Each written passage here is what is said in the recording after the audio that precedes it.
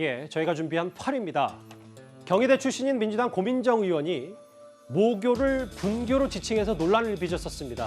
그런데 후배들에게 장문의 문자 메시지를 보내며 해명하는 과정에서 다시 논란거리 하나가 생겼는데요. 어제 화면부터 잠시 만나보겠습니다. 고 의원이 졸업한 학과도 그렇고 그 경희대학교 국제 캠퍼스의 어떤 성립 배경 같은 경우가 일반적인 분교와는 전혀 다르고 실질적인 이원화 캠퍼스 체제로 운영되어 온 역사가 있는데 이러한 사실이나 아니면 학생들의 어떤 실망감, 감정이 고려되지 않았다. 그래서 좀 어떻게 보면 무지할 수도 있고 어떻게 보면 경솔한 발언을 한 것이 아니냐.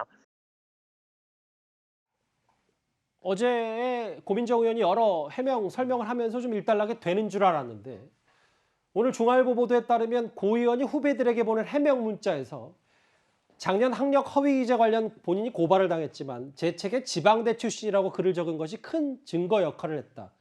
여기서 또 지방대 얘기를 하면서 또 다시 논란이 좀 불거진 것 같거든요. 그러니까 이제 본인이 예전에 썼던 책에 있는 내용을 소개를 한 거예요. 예. 왜냐하면 이게 무슨 문제가 있었냐면 이분이 이제 선거에 나왔는데 반대쪽에서 이제 야당 쪽에서 문제를 제기한 것 같아요. 경희대 출신 이렇게만 적었는데 경희대 출신 중에도 이분은 수원 캠퍼스를 졸업했다는 거고 문제를 제기했고 학력 허위 기재라고 하는 문제로 이제 고소가 들어갔어요. 그래서 고발 당하고 나서 그걸 이제 해명하는 과정에 본인이 썼던 책이 증거가 돼서 지방대 출신이라고 본인이 밝혔다라고 얘기를 하면서 이제 이 얘기가 나온 거거든요. 그래서 예.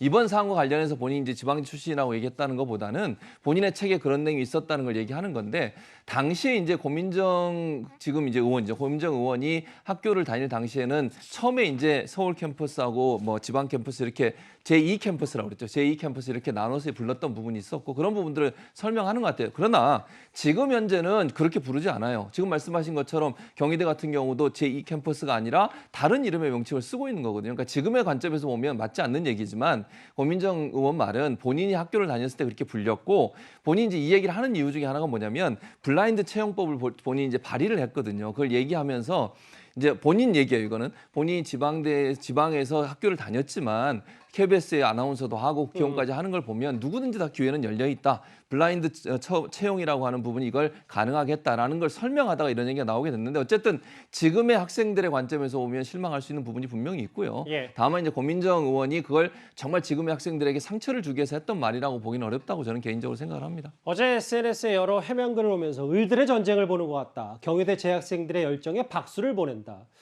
사무실로 업무가 마비될 정도로 전화를 하고 뭐 여러 가지 얘기들을 어제 SNS에 덧붙였거든요.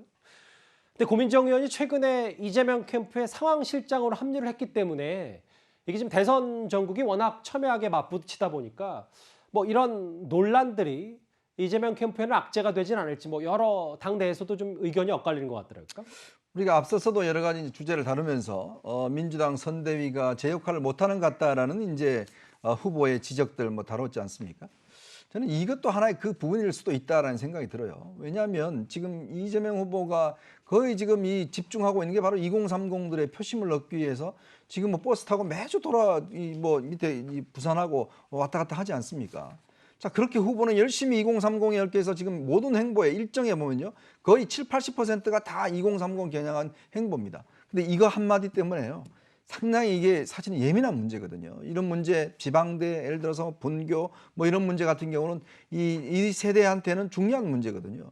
이거를 불쑥불쑥 저렇게 하고 본인이 계속 논란을 만들어가지 않습니까? 이게 논란이 끝난 게 아니라 어제도 저희가 다뤘지만 오늘 또 다루잖아요.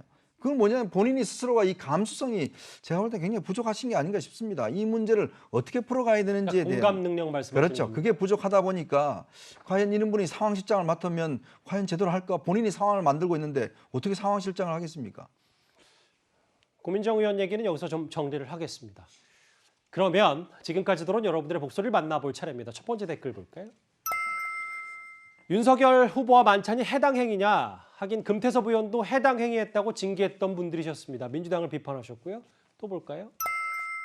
윤석열 후보는 술 좀 줄이고 살 좀 빼는 것이 어때요? 대선 후보로서 방송에서 관리된 모습을 부탁드립니다. 라는 의견도 있습니다. 예. 나라 국간이 내 주머니라고 생각하면 곤란합니다. 여야를 막론하고 빚더미로 이 나라를 수렁에 넣지 말길 바랍니다. 홍남기 부총리 국정조사, 야당이 해야 될 말을 집권 여당인 민주당 쪽에서 허리란 말밖에 라는 점점점. 마지막 볼까요? 광선 것만 쥐어주면 저 올블랙 여성을 두고 뭐 여러 풍자 댓글도 많은데요. 오늘도 댓글 5개 감사드립니다. 다음 주제 이 얘기를 짧게 해보겠습니다.